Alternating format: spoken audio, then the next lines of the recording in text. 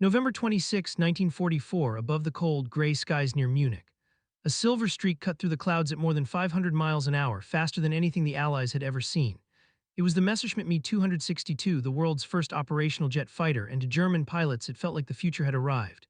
Below, American bombers lumbered toward their targets, guarded by the sleek P-51 Mustangs of the 8th Air Force. From the cockpit of one Me 262, a pilot laughed through his oxygen mask, confident that no propeller-driven aircraft could ever catch him. But at that very moment, far below the jet's contrail, a formation of Mustangs banked sharply toward a small airfield, their leader calling out on the radio, "Catch them before they climb." The chase for the jet age had begun. By 1943, the German Luftwaffe was bleeding in the skies over Europe. The Battle of Britain had long been lost, the Eastern Front drained fuel and pilots, and the relentless daylight raids by the U.S. 8th Air Force now tore into the industrial heart of the Reich. Factories in Bremen, Hamburg, and Schweinfurt burned night after night. In desperation, Hitler turned to technology, the one field where Germany still led the world. His engineers were ordered to produce Wunderwaffe, or miracle weapons, that might reverse the tide. Among them was a sleek twin-engine jet designed by Willy Messerschmitt, a fighter so fast it could outrun any Allied plane by more than 100 miles per hour. It was designated Me 262 Schwalbe, the Swallow. Its first test flights in 1942 stunned even the most skeptical engineers. With twin Junkers Jumo 4 turbojets roaring beneath its wings, the Me 262 could climb past 540 miles per hour, unmatched by any aircraft on Earth. The Luftwaffe saw salvation, but Hitler saw something else.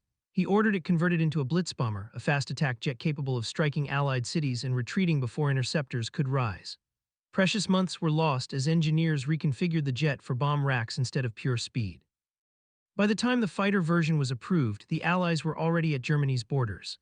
The Me 262 was no longer a symbol of coming victory, it had become a race against time, fuel, and fate.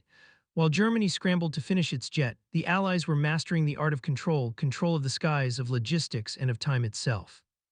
By early 1944, American heavy bombers could strike anywhere from Normandy to Berlin, escorted all the way by a new long-range fighter, the North American P-51 Mustang.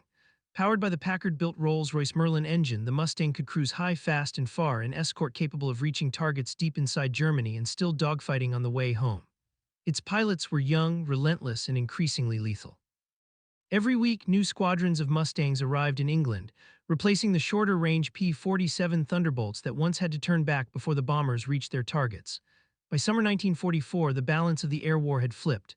The Luftwaffe, once the terror of Europe, now fought for survival. Fuel shortages crippled pilot training, experienced aces were dying faster than replacements could be trained. Radar stations were bombed, and airfields cratered daily by Allied fighter bombers. When the first Me 262s entered service with Commando Nowotny in mid-1944, they arrived not into a position of dominance, but into chaos. There were barely enough trained jet pilots, spare parts were scarce, and Allied reconnaissance photographed their airfields daily. Even the cutting-edge Jumo 4 engines barely lasted 25 flight hours before failure. Yet for a brief moment, hope flickered through the Reich's battered air defenses. Reports claimed that single Me 262s could scatter entire bomber formations. To Allied crews, these gray, swept-wing ghosts seemed untouchable until someone realized that even a jet must take off and land somewhere. And that revelation would soon change the way American pilots hunted the future itself. On paper, the Messerschmitt Me 262 should have rewritten the laws of air combat. It was the first operational jet fighter, a glimpse into the post-war era before the war itself had even ended. With its two Junkers Jumo 4B engines, the aircraft could reach 540 to 560 miles per hour, nearly 100 faster than the best piston engine fighters of its day. Its armament was devastating, 430 Mk108 cannons in the nose, capable of shredding bombers with just a few hits. In level flight, the Me 262 could overtake anything in the sky. Its acceleration and firepower terrified Allied crews, yet every advantage concealed a flaw. Those revolutionary jet engines were fragile. Each turbine used scarce materials like chromium and nickel, metals Germany could no longer source in quantity. As a result, the blades warped and cracked under heat, reducing the engine's lifespan to barely 10 hours of flight before catastrophic failure. Throttle too quickly and the engine could flame out, throttle too slowly and it would stall. Pilots had to learn a new rhythm of flying, smooth, patient, deliberate in a war that demanded chaos and reaction. Worse still, the Me 262's power came slowly. It needed a long takeoff roll and several seconds for the engines to spool up. At low speed, it was clumsy and vulnerable, an easy target during landing or ascent. The aircraft's brilliance lay in straight-line speed, but dogfights were never straight. The Luftwaffe's jet pilots could hit hard and disappear, but they couldn't stay in the fight, and the Americans soon noticed. At briefing tables in England, P-51 squadron leaders began circling jet airfields on their maps, marking them with a single word: ambush. For the German pilots chosen to fly the Me-262, it was an honor mixed with dread. They were the last elite of a dying air force, men who had survived the meat grinder of years-long air combat only to be handed machines few truly understood. Among them was Major Walter Nowotny, already a legend from the Eastern Front, now tasked with forming Commando Nowotny, the Luftwaffe's first jet unit. His pilots trained in secrecy from makeshift airstrips outside Munich, often dodging Allied raids between takeoffs. They called the jet the Bird of Hope. But for every victory it scored, mechanical failures claimed another aircraft. Engines exploded on climbout, landing gear jammed, fuel lines froze.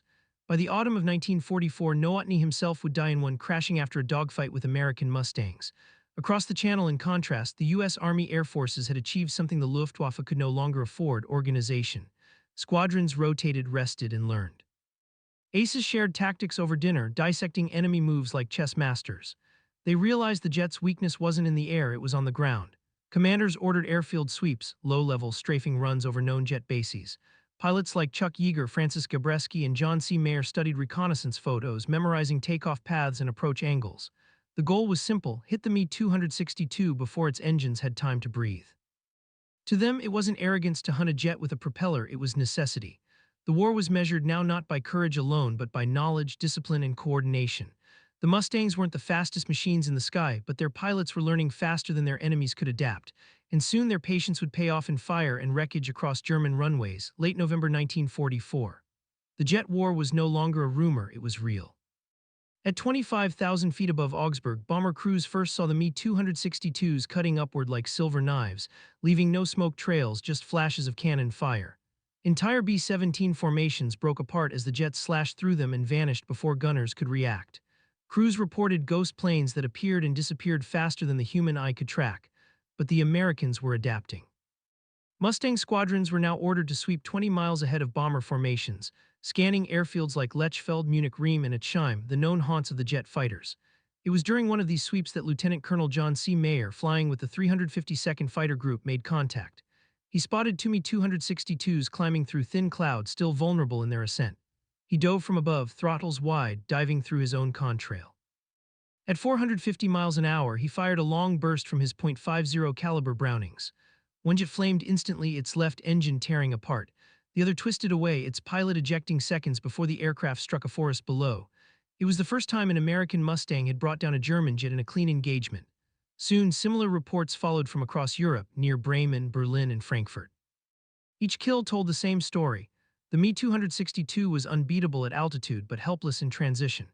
Takeoffs and landings became death traps. By December, Allied pilots began orbiting known jet bases, waiting for the faint roar of Jumo engines spooling up. The tactic was so effective, Luftwaffe crews started placing flak guns near runways to defend against low-level ambushes. But the Americans were relentless, and they were learning faster than German engineers could repair. By early 1945, the jet age had arrived, but it belonged to the wrong side of history. The Luftwaffe had less than 200 Me-262s ready for combat. Allied reconnaissance tracked each one from the moment it taxied. The jet's thunderous engines, once symbols of superiority, became beacons, their distinct roar echoing miles from the runway. American pilots learned to time their dives with those sounds. They didn't need radar, just patience. Circling high above the clouds, they waited until the silver shapes appeared below, engines whining, noses lifting. Then came the drop. In March 1945, Captain Chuck Yeager of the 357th Fighter Group spotted an Me-262 on approach to an airfield near Bremen. He throttled forward, diving through mist, closing the gap just as the jet flared its landing gear. In his gun camera footage, the Me-262 fills the frame, vulnerable and slow. Yeager's burst rips into its fuselage, the jet cartwheels into a field, exploding in orange flame. Later he'd say it wasn't a fair fight, but then neither was the war. Even on days when the jets performed well, tearing through bomber streams, scattering B-17s, their victories came too late. Fuel depots were gone, spare parts couldn't reach the front. Each Me-262 lost was irreplaceable. On the ground, pilots slept in hangars between raids, guarding what few aircraft remained. The miracle weapon that was supposed to save the Reich had become a symbol of desperation, an apex predator trapped in a cage of its own complexity. And as spring neared, the skies over Germany turned from silver to smoke. The Me-262's roar faded, drowned beneath the endless drone of thousands of piston engines crossing the Rhine. By the end of April 1945, the Luftwaffe was no longer an air force, it was a memory. Of the 1,430 Me-262s built, fewer than 300 ever took to the skies in combat. Most were destroyed on the ground, bombed in hangars, or strafed while taxiing for takeoff. Fuel shortages grounded dozens more before they could fire a shot.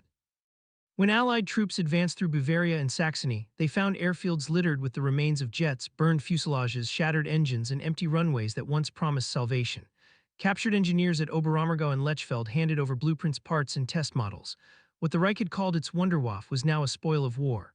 But even in defeat, the Me-262 left an indelible mark. Its shape, swept wings, and jet engines would define the aircraft of the next generation.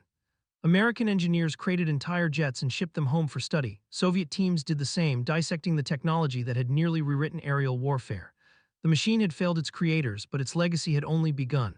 The fall of the Reich ended the Me-262's brief reign, but its shadow stretched across decades. For the Allies, the captured jet was a revelation, a glimpse of a future they'd only theorized. At Wright Field in Ohio, American test pilots flew salvaged Me-262s under new markings, studying everything from its flight stability to the limits of its jet engines. The British did the same with their own captured models, comparing them to the Gloucester Meteor, while Soviet engineers hauled Me-262 airframes back to Moscow to reverse engineer their designs. In these post-war laboratories, the lessons of Germany's desperation became blueprints for progress. The U.S. Air Force's F-80 Shooting Star, Britain's de Havilland Vampire, and even the Soviet MiG-9 owed parts of their lineage to the Me-262's swept-wing concept and turbojet architecture. For the men who had faced it in combat, the memory lingered differently. Mustang pilots remembered the blur of silver that vanished before they could blink, the terrifying sense that the war had touched the future.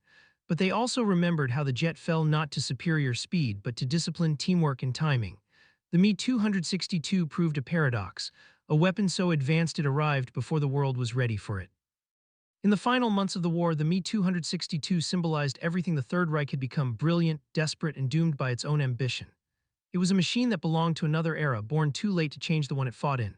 For Germany, it was a final illusion of control; for the Allies, a glimpse of what was coming next. The jet age had arrived not in triumph, but in smoke and ruin. When American engineers examined its remains, they didn't see a failed weapon. They saw a foundation. From those twisted turbines and scarred wings emerged the first generation of post-war jets, aircraft that would break the sound barrier, cross oceans, and redefine human flight. The Me-262's legacy was no longer tied to the Reich that built it, but to the world that learned from it. Above all, it reminded mankind that innovation without time, resources, or wisdom cannot win wars, only delay their end. The jet that once promised victory became instead the first whisper of a new age, one where speed alone would no longer decide who ruled the skies, but how wisely that speed was used.